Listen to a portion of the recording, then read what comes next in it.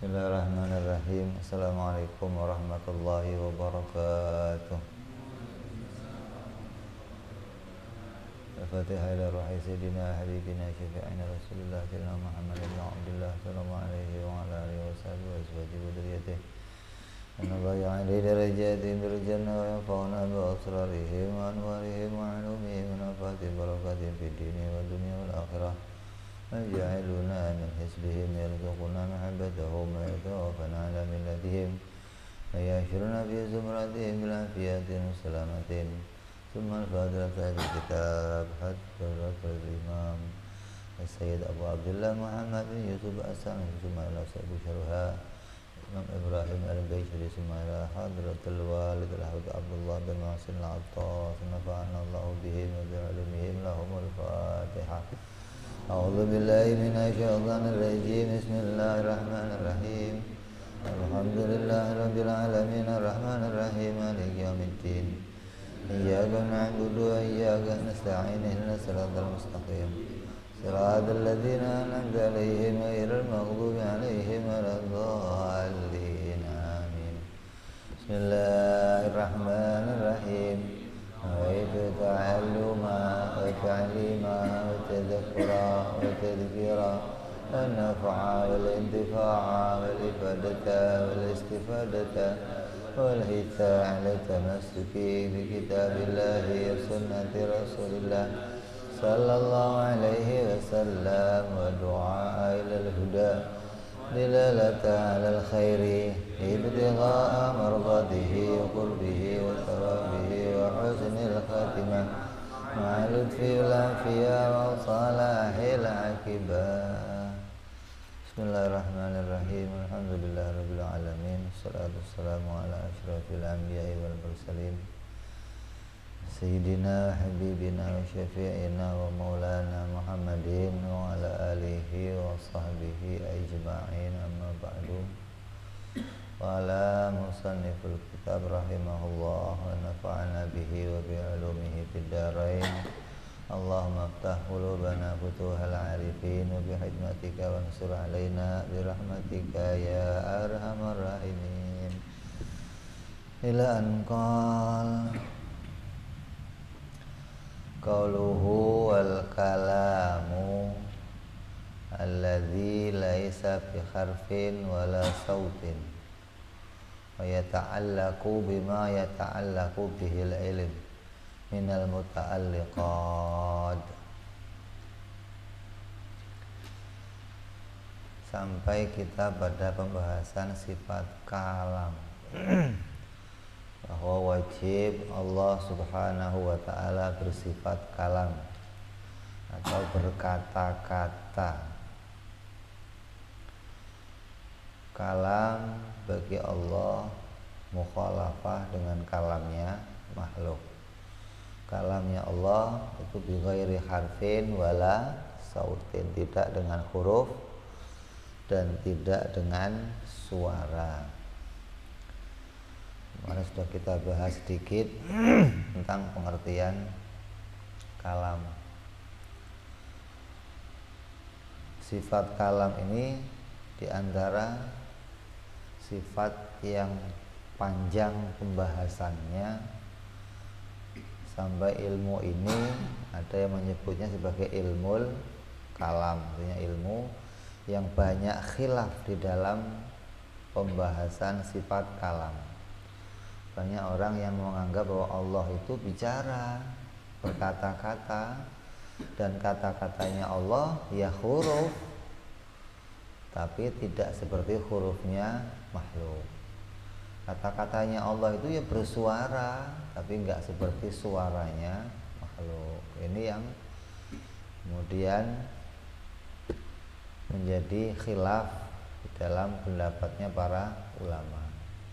Nah, Ahlus Sunnah wal Jamaah di dalam mengimani sifat kalam ini, mereka mengimani dengan cara yang bersih, dengan cara yang tanzih, betul-betul menjauhkan kalamnya makhluk dari kalamnya Allah subhanahu wa ta'ala. Dibersihkan, tidak ada keserupaan, tidak ada kesamaan. kemarin sudah kita bahas kalam itu ada dua. Ada kalam sifat dan ada kalam lafat. Kalam sifat adalah kalam yang ada pada zatnya Allah. Yang kalam itu enggak bisa dipisahkan dari Allah. Kalam yang tetap pada dirinya Allah. Adapun kalam lafat adalah kalam yang diciptakan oleh Allah. Allah menciptakan kalam, dan kalam itu diberikan kepada para hamba-hambanya. Ada kalam yang pakai bahasa Ibrani, ada kalam yang pakai bahasa Suryani, ada kalam yang pakai bahasa Arabi. Maka semua itu namanya kalam lafzi. Jadi Al-Quran bisa disebut sebagai kalamullah, tapi bukan kalam sifat, tapi kalam lafzi. Tapi tetap kita meyakini Al-Quran itu adalah kalam qadim. Boleh mengatakan Al-Quran itu makhluk itu hanya di majelis taklim. Tidak boleh mengatakannya di tempat halayak ramai, karena akan membuat orang-orang awam menjadi salah memahami. Mereka akan paham nanti kalau Al-Quran itu makhluk, berarti kalamnya Allah baru. Untuk menghindari itu, tetap kita mengatakan Al-Quran itu kalamullah, itu caranya. Dan kalamnya Allah itu qadim gitu. Bukan Al-Quran qadim, Al-Quran kalamullah, dan kalamullah itu qadim.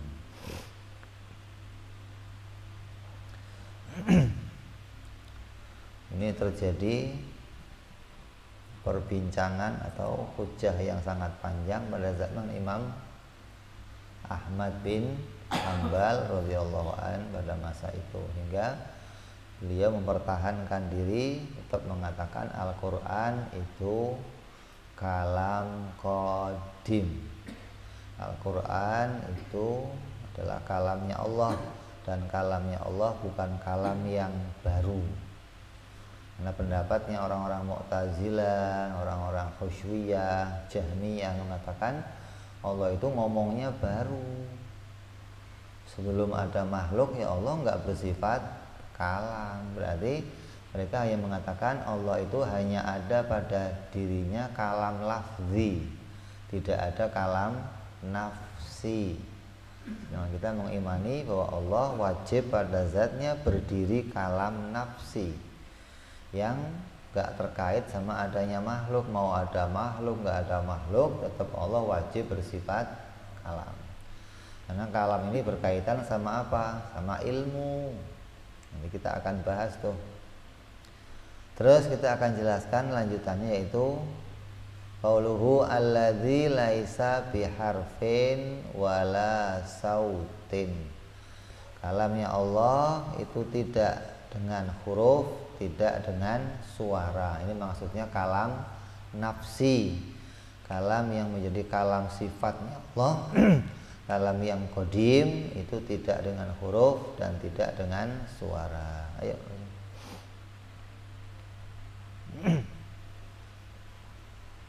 Qauluhu, ucapan musannif alladzi laisa biharfin wala saut. Hadza, ini dua, itu adalah al-masyhur, yang masyhur inda ahli sunnah, menurut ahli sunnah. Wa qala al-adud innahu, bahwasanya kalamullah itu bihurufin, dengan huruf, wa aswatin qadimah, dan juga suara-suara yang bersifat qadimah. Wa yalzamu, dan hal ini tetap alaihi, atas kalamullah. Kama qala mutaakhiruna, sebagaimana ulama mutaakhirun itu berkata, inna kalamahu ta'ala, sungguhnya kalamnya Allah Ta'ala, fihi at-taqaddum wa ta'akhur, terdapat awal dan juga ta'akhur, jadi akhir.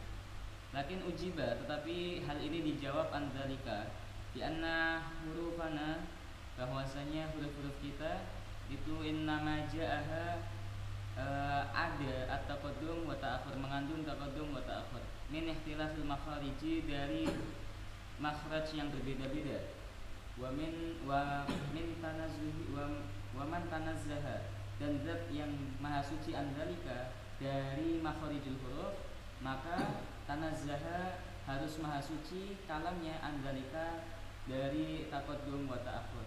Wa hadzal kalam ini innama sara lil adud, ini dianggap oleh Imam Adud minal haswiyah, dari golongan haswiyah. Fala ya'ulu, maka tidak boleh kita kembali alihi atas kalam ini. Wa qala jama'atun, dan kelompok mengatakan nasabu anfusahum, yang mereka jamaah ini nasabu membangsakan anfusahum, diri mereka sendiri, ilal Hanabilati, kepada Imam Hambali, annahu, bahwasanya kalamullah itu bihurufin wa aswatin, dengan huruf dan suara. Lakin in sabta ilaihi ta'ala, tetapi apabila kamu menisbatkan kalamullah kepada Allah Ta'ala, maka kanat qadimatan, kanat jadi itu qadimatan qadim. Wa in nusibat, dan apabila dinisbatkan ilal hawadis, kepada barang-barang yang baru, kanat, maka jadi kalamullah itu hadisatan hadis. Wala yakhfa, dan tentu tidak samar lagi butlanu hadzal kalam, kebatilan daripada pendapat ini. Qauluhu laisa alladzi laisa bi harfin wala sautin, kalamnya Allah bukan dengan lafaz dan bukan dengan suara. Ini adalah pendapat yang paling masyhur, yang menjadi pendapatnya Ahlussunnah wal Jamaah. Adapun pendapat yang lain, pendapatnya Imam Al-Ujdi,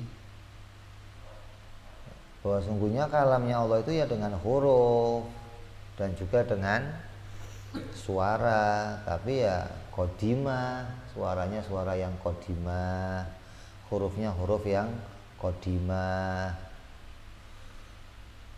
Maka ini sesuai dengan apa yang menjadi pendapatnya orang-orang mutaakhir, itu orang-orang khalaf.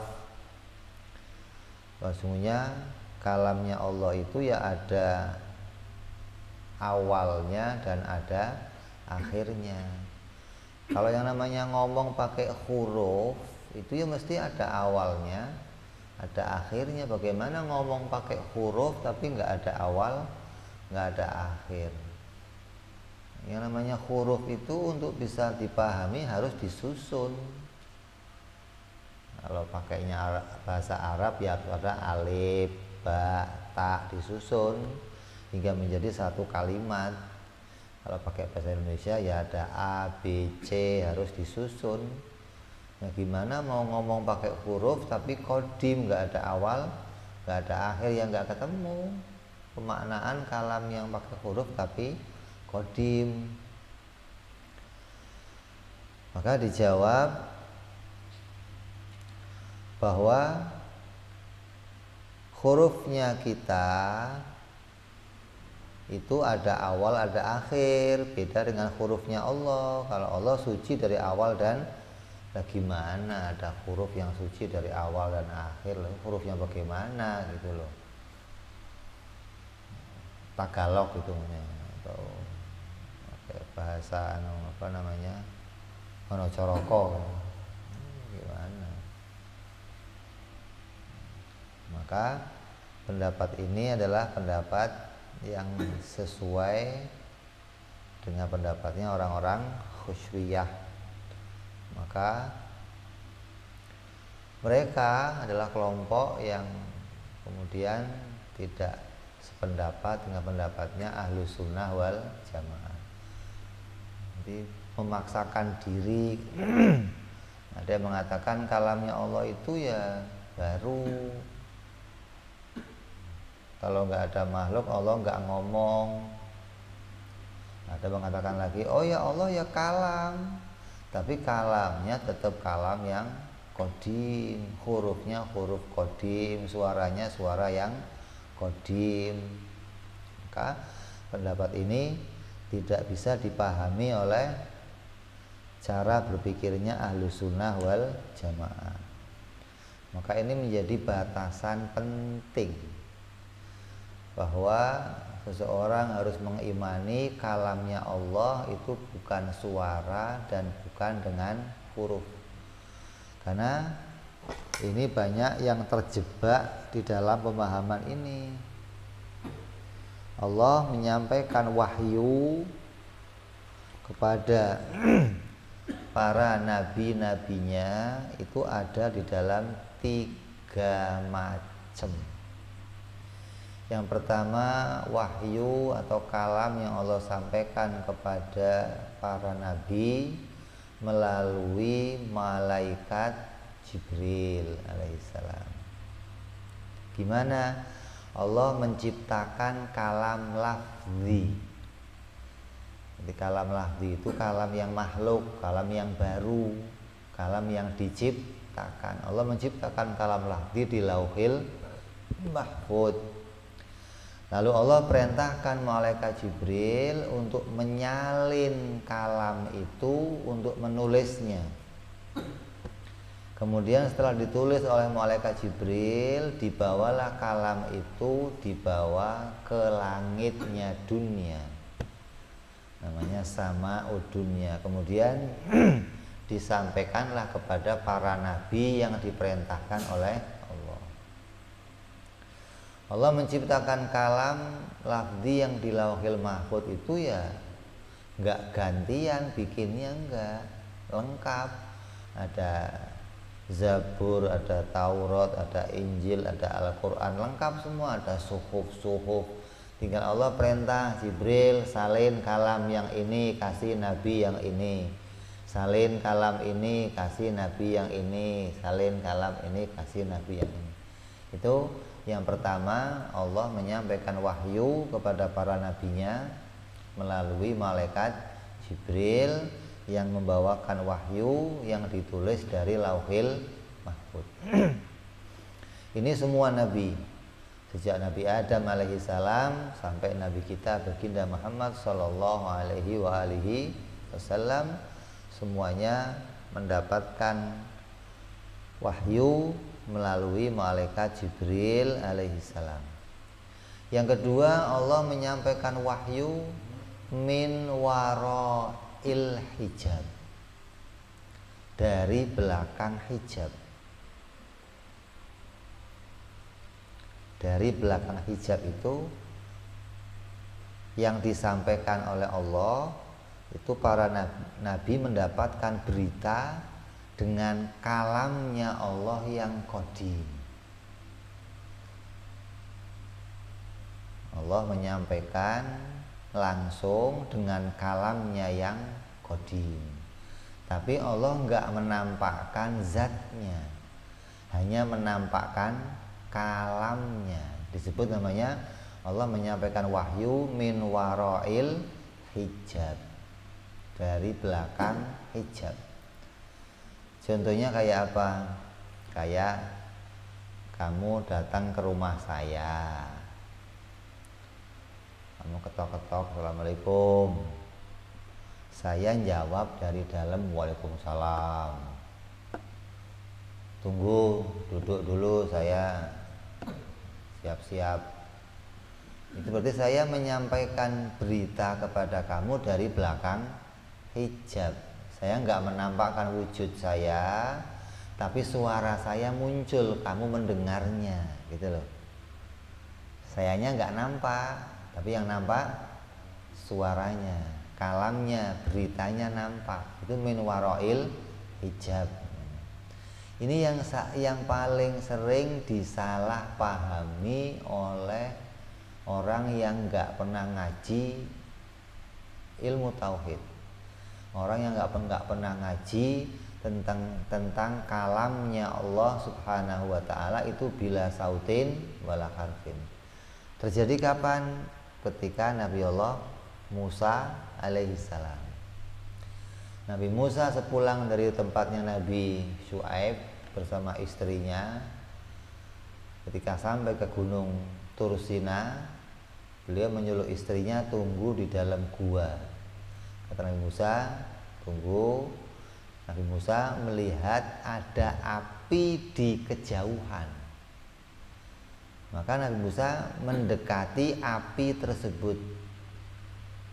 Ketika sampai kepada api itu, ternyata si api itu ngambang, nggak nempel di kayu, nggak nempel di bawah, nggak, ya berdiri aja.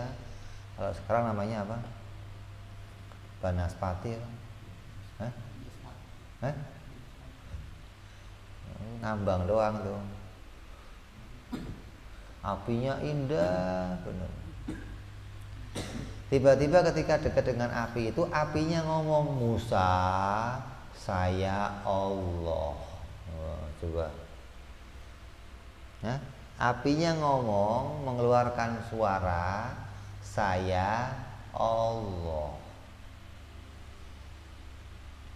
Ini kalau yang nggak paham pada sifat-sifat Allah, menganggap api itu ngomong sama Nabi Musa pakai suara.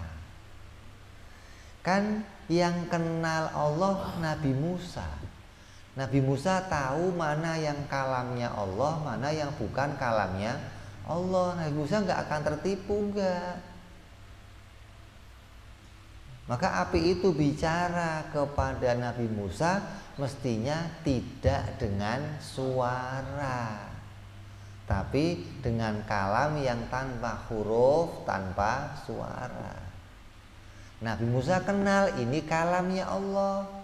Maka Nabi Musa ngikutin kata api itu, Musa, copot sendal kamu, naiklah ke gunung Tursina. Nabi Musa nyopot sendalnya, ngikutin naik ke gunung Sinai. Maka dari situ Nabi Musa mendapatkan wahyu dari Allah dengan kalamnya Allah yang tanpa suara, tanpa huruf. Lah rupa api itu namanya hijab. Allah berbicara dari belakangnya api, gitu. Bukan Allah berbicara, Allahnya jadi api, bukan. Allah menyerupai api, terus Allah berbicara, nggak begitu. Maknanya Allah bicara dari belakangnya api, min warail hijab.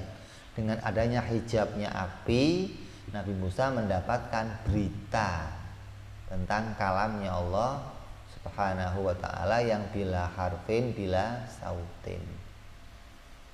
Nah, orang yang nggak ngaji tentang sifat Allah akan menganggap api itu ketika bicara sama Nabi Musa itu ada suaranya. Maka banyaklah orang-orang yang tertipu di sini. Seperti siapa? Para orang-orang yang suka khalwat, suka bersemedi, suka tapa di gunung-gunung, di pojok-pojok sana. Maka mereka seringkali tertipu dengan ini. Karena ini pernah terjadi pada Syekh Abdul Qadir Al-Jailani radhiyallahu anhu. Ketika Syekh Abdul Qadir di dalam khalwatnya, beliau didatangi oleh api yang berwarna biru. Kemudian api itu bicara, Abdul Qadir, ana rabbuka, saya adalah Tuhanmu. Mulai sekarang Abdul Qadir, kamu nggak usah sholat lagi. Coba, apa yang aku perintahkan semua aku bebaskan. Tuh kalau datangnya apinya ke ente senang banget. Oh, makasih ya Allah, insyaallah, makasih. Bebas tugas mulai sekarang, saya udah nggak usah sholat lagi, ya Allah, alhamdulillah. Saya kok datangnya ke Syekh Abdul Qadir. Syekh Abdul Qadir ngambil sendalnya, dilempar, sya'yalain, minggat kamu he setan yang terkutuk. Maka apinya hilang, dilempar pakai sendalnya Syekh Abdul Qadir. Nggak lama api itu muncul kembali.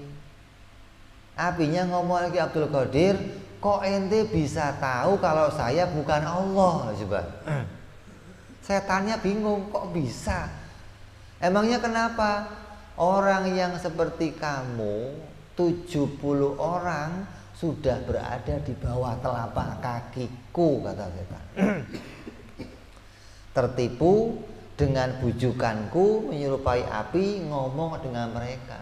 Mereka menganggap aku betul-betul Allah Subhanahu wa ta'ala. Lah kok ente bisa tahu saya bukan Allah? Lah ada suaranya. Syekh Abdul Qadir tahu kalamnya Allah bila harfin, bila sautin, maka nggak akan tertipu. Terus yang diomong setan juga khilaf syar'i. Udah khilaf akli, khilaf syar'i. Khilaf syar'inya apa? Bebasin tugas ibadah. Lah wong Nabi sampai meninggal masih ibadah. Lah saya ini pangkatnya apa? Kalau yang dibebaskan pangkat, yang dibebaskan itu dari mulai Nabi ada bebas tugas, lah mungkin aja saya ngikutin. Wong Nabi sampai meninggal nggak pernah bebas tugas. Jadi ini kalamnya setan pada masa itu khilaf akli, khilaf syar'i. Maka Syekh Abdul Qadir mengenali hal itu, maka dilemparlah dengan.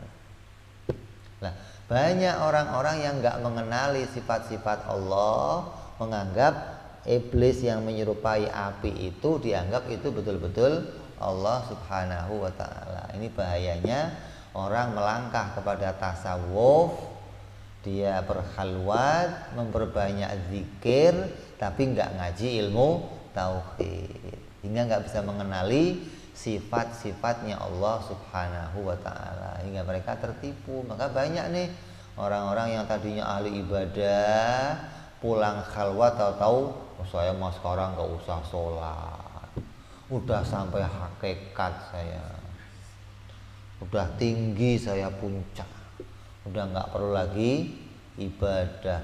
Ibadah mah itu kulit, saya udah sampai pada maknanya, gak perlu lagi. Ini hati-hati, ketika nanti kamu korek, kamu tanya, pasti udah ketemu sama setan biru namanya, api yang berwarna biru yang mengaku dirinya adalah Allah Subhanahu wa ta'ala.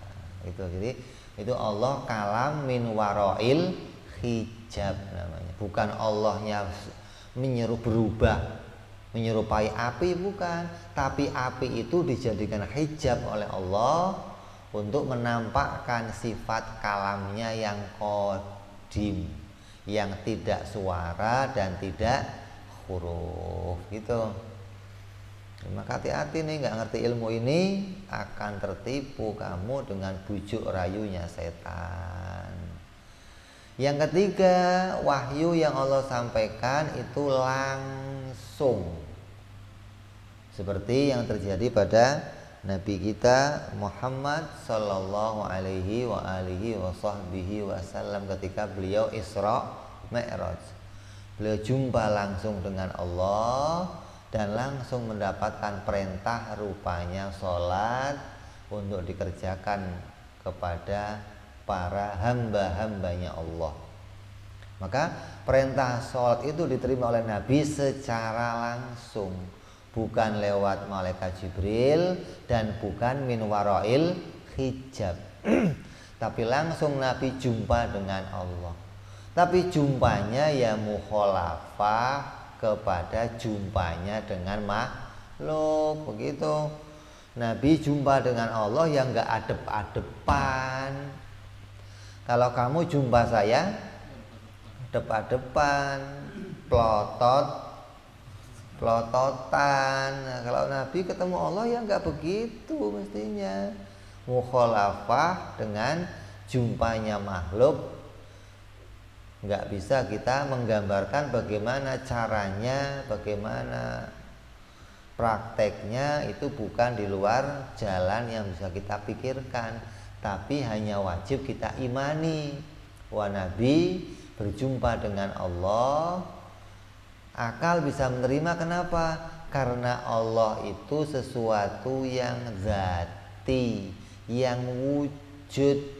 Maka sesuatu yang wujud ya bisa saja dilihat. Kecuali Allahnya nggak wujud, maka nggak bisa dilihat. Tapi caranya melihat ya berbeda dengan caranya kita melihat makhluk itu. Ya, jadi wahyu yang disampaikan oleh Allah, kalam atau berita yang Allah sampaikan ada 3 macam cara. Ada yang pertama melalui malaikat Jibril, yang kedua min warail hijab, yang ketiga secara langsung. Dan secara langsung ini hanya terjadi pada Nabi Muhammad Sallallahu Alaihi, nggak akan terjadi pada nabi-nabi yang lain, bahkan para malaikat pun tidak terjadi. Hamba-hambanya Allah akan bisa melihat Allah dan berbicara langsung dengan Allah nanti di dalam surganya Allah Subhanahu wa ta'ala, khusus bagi hamba-hamba yang beriman kepada Allah yang mendapatkan kekhususan. Mudah-mudahan kita menjadi bagian orang-orang yang bisa melihat Allah Subhanahu wa ta'ala dan mendapatkan kalamnya Allah Subhanahu wa ta'ala. Ini yang harus kita pahami dari kalam yang laisa biharfin wala sautin gitu. Jadi jangan ikut-ikut dengan pendapatnya orang mengatakan, "Oh, kalamnya Allah pakai suara tapi kodim." Apalagi kalamnya Allah baru. Wong pakai suara tapi kodim aja kita tolak, apalagi kalamnya baru, ya. Ini batasan orang yang harus kenal kepada sifat-sifat Allah Subhanahu wa ta'ala. Terus kalau wa yata'allaqu bima yata'allaqu bihil ilm. Terus apa? Wa yata'allaqu bima yata'allaqu bihi. Ila akhirih asyara musannif memberi isyarat bidzalika dengan kalam ini, bila annahu bahwasanya kalam musawin itu sama lil ilmi pada ilmu, fil muta'alliqi di dalam ta'alluqnya, lakinnahu tetapi kalam yukhalifu berbeda dengan ilmu fit ta'alluqi di dalam ta'alluqnya, kama seperti keterangan ulima ulima yang sudah diketahui mimma dari sesuatu marok yang sudah lewat. Qauluhu minal muta'allaqat bi fathil lam. Wa tilkal muta'allaqat dan muta'allaqat koneksi tersebut dia adalah al-wajibat, koneksi wajib, wal jaiz wal mustahilat. Qauluhu udah. Kalam itu apa sih yang diomong sama Allah itu apa?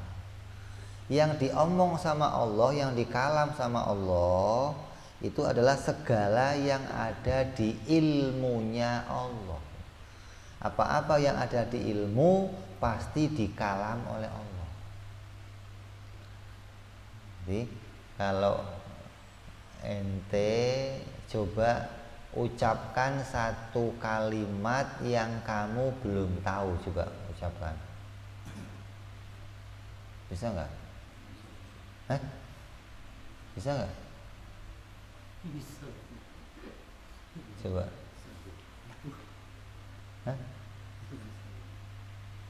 Ngomong satu kalimat yang kamu belum pernah tahu kalimat itu, juga bisa nggak? Menunjukkan bahwa apa yang dikalam itu semua yang ada di ilmu. Maka bagi Allah itu tidak ada yang namanya rahasia. Allah itu nggak punya rahasia. Rahasia itu apa?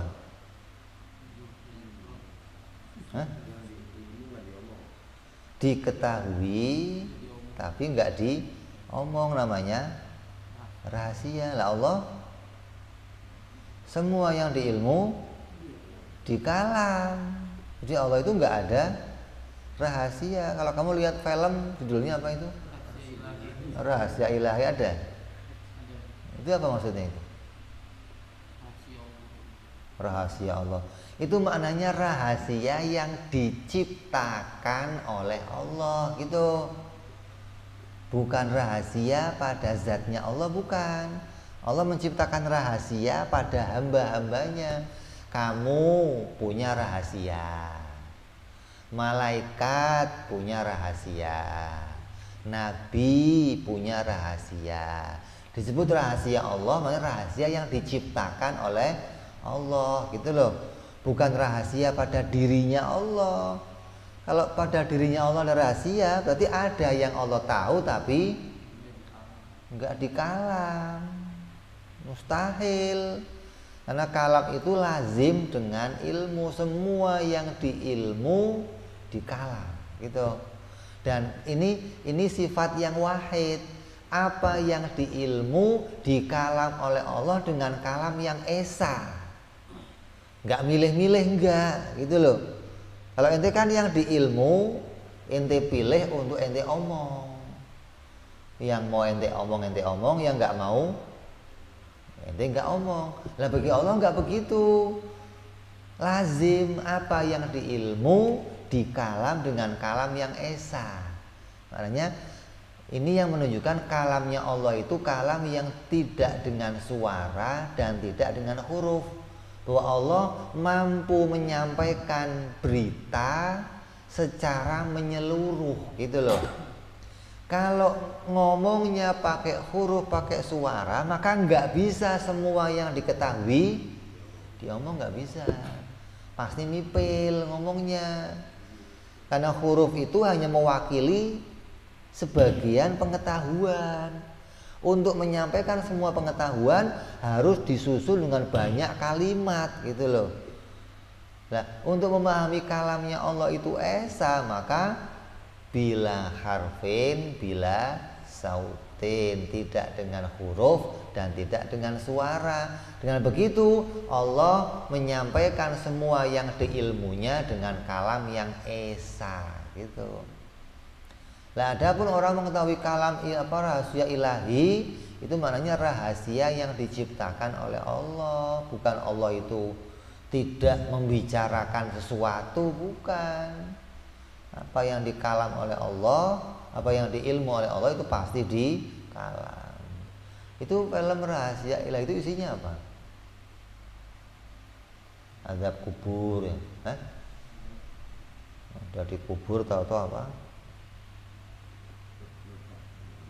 Meledak kuburnya, keluar ulernya, keluar bau busuk.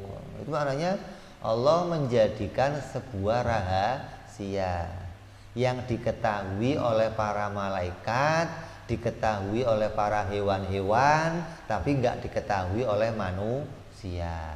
Ketika orang masuk kubur, nah terjadi tuh ada soal malaken, ditanya oleh dua malaikat.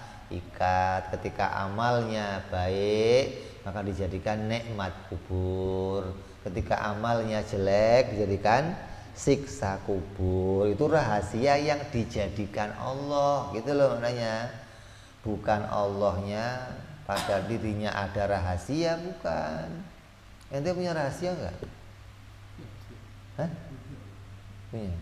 Kalau enggak punya bahaya. Ente ceritain semua ntar semalam gua jangan harus cukup rahasia itu. Makanya Nabi itu kalau ada pengantin baru habis masuk kamar, Nabi jauh-jauh. Kenapa? Takut keperucut dia nyeritain. Nah, itu rahasia, nggak boleh diceritain dan nggak boleh kamu korek-korek ya. Malam gimana? Jangan, itu rahasia, jangan dikorek-korek begitu. Jadi Allah menjadikan rahasia pada hamba-hambanya gitu loh. Kayak ngomong inilah Baitullah gitu loh. Rumah Allah, bukan Allah punya rumah gitu loh. Saifullah, Nabiullah, Rijalullah, Sirullah gitu loh. Rahasia Allah. Bukan maknanya itu pada dirinya, maknanya semua yang disandarkan pada Allah seperti itu maknanya sesuatu yang diciptakan oleh Allah atau dimiliki oleh Allah gitu loh. Milik Allah itu sesuatu yang diciptakan oleh Allah. Bukan milik Allah itu bagian dari dirinya Allah, bukan. Sesuatu disebut miliknya Allah, maka itu maknanya sesuatu yang diciptakan oleh Allah gitu loh. Ya, ini harus dipahami bahwa kalamnya Allah itu berkaitan sama ilmu. Jadi mau ada makhluk, nggak ada makhluk, wajib Allah bersifat kalam. nggak ada hubungannya. Oh, Allah itu ngomongnya ya setelah ada makhluk. Sebelum ada makhluk diem jublek aja gitu. Lu kira patung apa, diem aja nggak ngomong-ngomong. Lah karena Allah itu jenuh diem aja bikin makhluk buat diajak dongeng gitu. Lo kira ente nggak bisa tidur cari warung buat ngobrol? Kayak ente dah, ente gambar begini. Kamu kalau berjalan melihat apa saja itu mesti ente ngomong. Ente jalan keluar lihat rumah bagus, ngomong tuh hati kamu, ini rumah bagus banget. Ente lihat motor keren, ini motor model baru keren. Itu ngomong walaupun nggak ada orang yang ente ajak. Kenapa? Karena yang tampil itu ilmu. Apa yang kamu ketahui tentang keadaan kamu omong. Itu namanya kelaziman, kesempurnaannya seseorang yang ada ilmunya. Kalau ada ilmunya ya ada sifat kalamnya. Kalau ada ilmu nggak ada kalamnya namanya nukus. Bisa memahami sesuatu, nggak bisa menginformasikan sesuatu. Itu jadi ilmu itu kaitan sama kalam. Kalau ada ilmunya ya ada sifat kalamnya. Maka Allah itu wajib bersifat kalam karena wajib bersifat ilmu. Ilmunya Allah nggak ada awalnya, berarti ya kalamnya juga nggak ada awalnya, nggak ada akhirnya gitu. Jadi kalau ada pendapat ahli sunnah yang mengatakan ilmunya Allah nggak ada awal tapi kalamnya juga nggak ada awal tapi ya suara huruf, itu bukan pendapat yang masyhur dari kelompok ahli sunnah wal jamaah. Yang masyhur pendapat yang kita terima, kalamnya Allah nggak ada awalnya dan bukan huruf dan bukan suara. Karena kita nggak bisa paham tuh ada kalam yang huruf tapi nggak ada awalnya, susah memahaminya. Gimana ada kalam huruf tapi nggak ada awalnya? Lah hurufnya bagaimana? Ya pokoknya mukhalafah. Ya udah buat kamu aja dah. Saya tak mengambil yang gampang-gampang aja, nggak, jangan pakai yang sulit. Mereka nggak mau menerima pendapat ini karena nggak bisa nyari takbir. Memangnya ada omongan yang nggak pakai huruf, nggak pakai suara? Ada. Mana? Kalam yang ada di dalam hati. Kalam hati kita itu nggak pakai huruf, nggak pakai suara. Tapi ya kalamnya Allah bukan begitu. Kalamnya Allah bukan di dalam hati. Ini hanya untuk menggambarkan bahwa ada kalam yang nggak pakai huruf, nggak pakai suara. Ya. Jadi kalau ilmu itu kerjanya apa? Inkisyaf. Kalau kalam kerjanya dilalah, menunjukkan.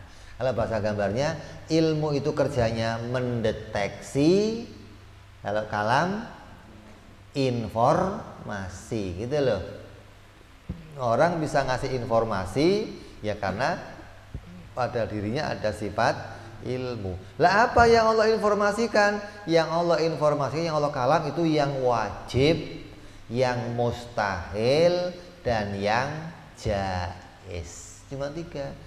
Quran yang 30 juz, Injil, Taurat, Zabur itu isinya wajib, mustahil, jaiz. Makanya seminim-minimnya orang yang baca Quran, ketika kamu baca terjemahnya, maka kamu akan bisa memahami, oh ini Allah kalam dengan kalam yang wajib. Oh ini kalam yang mustahil. Oh ini kalam yang jaiz gitu. Allah menunjukkan pada perkara yang wajib, mustahil, jaiz. Contohnya apa? Wa ilahukum ilahun wahid. Kalam apa itu? Menuju pada makna wajib. La ta'khudhuhu sinatun wala naum. Makna apa itu? Mustahil. Allah itu enggak tidur, enggak ngantuk. Lam yalid walam yulad. Apa itu? Mustahil. Allah itu enggak beranak, enggak diperanakkan. Yang jaiz apa? Inna fi khalqis samawati wal ardi wa ikhtilafil laili wan nahari la ayatin liulil albab, itu kalam yang jaiz. Ini seminim-minimnya informasi yang kita peroleh dalam Al-Quran itu kalau akal menerima informasinya isinya wajib, mustahil, jaiz. Adapun mau ditambahkan dalam makna fikih, makna ilmu syar'i, nanti ada yang jaiz itu rupanya dibagi lagi.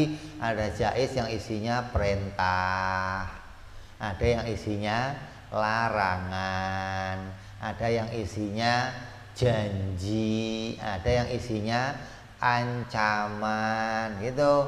Itu masuk perkara jaiz pada kalamnya Allah Subhanahu wa ta'ala. Kalau yang berkaitan sama sifat-sifat Allah, semua kalamnya wajib dan mustahil. Bahwa sami'ul basir, kalam apa itu? Wajib. Inna Allah ala kulli syai'in qadir, kalam apa itu? Wajib. Itu. Jadi kalau berkaitan sama sifat-sifat Allah yang di kalam dalam Al-Quran, mesti maknanya wajib atau mustahil. Nah yang berkaitan sama makhluknya, baik itu isinya perintah, larangan, janji, ancaman, berita tentang keadaan makhluk yang dulu, yang sekarang, yang nanti, itu kalam yang maknanya jaiz, tentang perkara yang diciptakan oleh Allah Subhanahu wa ta'ala. Jadi kalau makanya dulu pernah tanya sama kiai, boleh nggak saya nafsirin Quran cukup pakai akal saja? Kalau akal kamu paham wajib, mustahil, jaiz, boleh. Tapi nafsirinya ya hanya sebatas ini kalam yang wajib, ini mustahil, ini jaiz, selesai. Kamu nggak bisa nafsir, ini kalam yang wajib tentang sholat. Dari mana kamu pahamnya? Modal cuma wajib, mustahil, jaiz, gitu loh. Kalau paham wajib, mustahil, jaiz, hanya bisa mendeteksi mana kalam wajib, mana mustahil, mana jaiz. Nggak bisa paham yang lainnya. Untuk bisa paham Quran itu memaknainya, ini ada kalam yang menunjuk pada perintah, pada larangan, itu modalnya banyak. Nahwu, shorof, ma'ani, bayan, badi, mantek, itu banyak ilmunya itu untuk ngupas Al-Quran. Jadi kalau ada orang sekarang kok tiba-tiba hanya pakai terjemah Al-Quran bisa memahami ini perintah wajib, itu luar binasa namanya.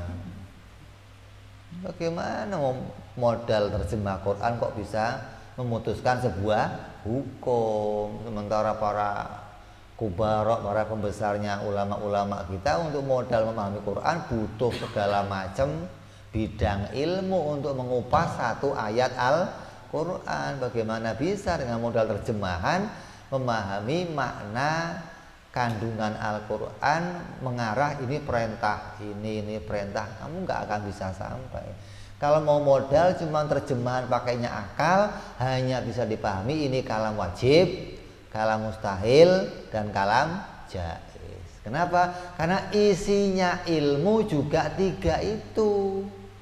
Ilmu itu isinya yang kita ketahui mana yang wajib, mana yang mustahil, mana yang jaiz. Maka yang di kalam pun ya hanya wajib, mustahil, jaiz, sesuai dengan yang ada di ilmu.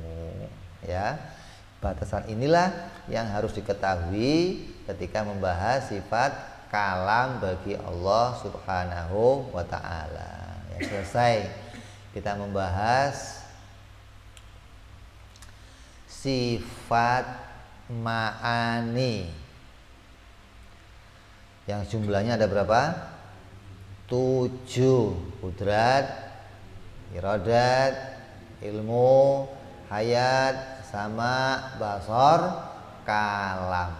Ini sifat yang wajib bagi Allah. Yang berpendapat demikian hanya pendapatnya ahli sunnah wal jamaah. Pendapat Mu'tazilah menafikan sifat ini. Allah pada zatnya tidak ada sifat qudrat, tidak ada iradat, tidak ada ilmu, tidak ada sifat kalam.